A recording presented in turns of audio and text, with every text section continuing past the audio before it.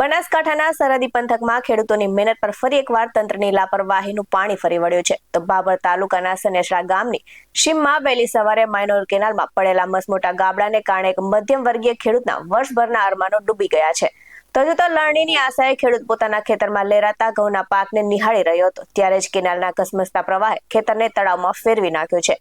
તો મોંઘા ભાવના બિયારણ, રાત દિવસનો પસીનો અને દેવું કરીને લાવેલું ખાતર, આ બધું જ અત્યારે કાદવ અને પાણીમાં ગરકાવ થયું છે. તો શું આ માત્ર કુદરતી આફત છે કે પછી કેનાલ મેનેજમેન્ટની ઘોર બેદરકારી? જોઈએ આજના અહેવાલમાં. નમસ્કાર દર્શક મિત્રો, બેસ 9 ટીવી ન્યૂઝમાં આપની સાથે હું છું નેહા પટેલ.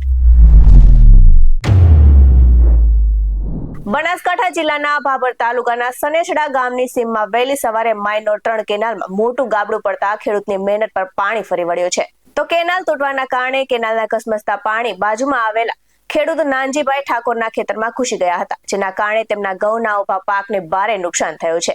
તો તંત્રની બેદરકારી પર આક્ષેપ કરતા ખેડૂતે જણાવ્યું છે કે માઇનોર કેનાલમાં તેની ક્ષમતા કરતા વધુ પાણી છોડવામાં આવતા કેનાલ ઓવરફ્લો થઈ હતી અને નબળા બાંધકામને કારણે ગાબડું પડ્યું છે. તો વાવ, થરાદ અને ભાભર પંથકની કેનાલોમાં વારંવાર ગાબડા પડવાની ઘટનાઓ સામે આવી રહી છે, જેનો ભોગ દર વખતે અમે નિર્દોષ ખેડૂતો બન્યા છીએ, આવી વેદના ઠાલવતા ખેડૂતે જણાવ્યું હતું. તો આ સાથે જ પીડિત ખેડૂત નાનજીભાઈએ વધુમાં જણાવ્યું છે કે મોંઘા ભાવના બિયારણ, ખાતર અને જંતુનાશક દવાઓ છાંટીને રાત દિવસ એક કરીને મેં ઘઉંનો પાક તૈયાર કર્યો હતો, જે હવે પાણીમાં ગરકાવ થયો છે. તો તેમણે સરકાર અને સિંચાઈ વિભાગ પાસે થયેલા નુકસાનનો સર્વે કરી તાત્કાલિક યોગ્ય વળતરની માંગ કરી છે. ત્યારે પીડિત ખેડૂત નાનજીભાઈની વેદના સાંભળીએ તેમની પાસેથી જ. આ કેનાલ વારંવાર ઉભરા છે. અમે રવિવાર વિડીયો બનાવીને મેળ્યા છે. સાહેબોને કોઈ અમને કોઈ દવા પાલતો છે નહીં, બરોબર.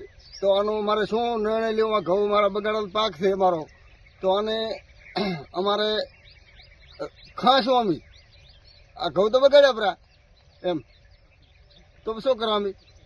કોઈ રજૂઆત અમારે હંભળતું થાય ને અમારા ફેરા વારંવાર વિડીયો બનાવી મેલા. કોઈ અમને કોઈ અધિકારી કે કોઈ ખેડૂત કોઈ અમને અમારો કોઈ ભાવ પૂછતું નથી. તો આનો અમારે ઉત્તર ચાંદ કરવો. આવા જ ખેતી વિષયક અહેવાલ સાથે ફરી મળતા રહીશું. તમે અમારી યુટ્યુબ ચેનલને સબસ્ક્રાઇબ કરવાનું અને અમને ફેસબુક અને ઇન્સ્ટાગ્રામ પર ફોલો કરવાનું ભૂલશો નહીં. બાકી નવી અપડેટ્સ મેળવવા માટે આપ જોતા રહો બેસ 9 ટીવી ન્યૂઝ. નમસ્કાર.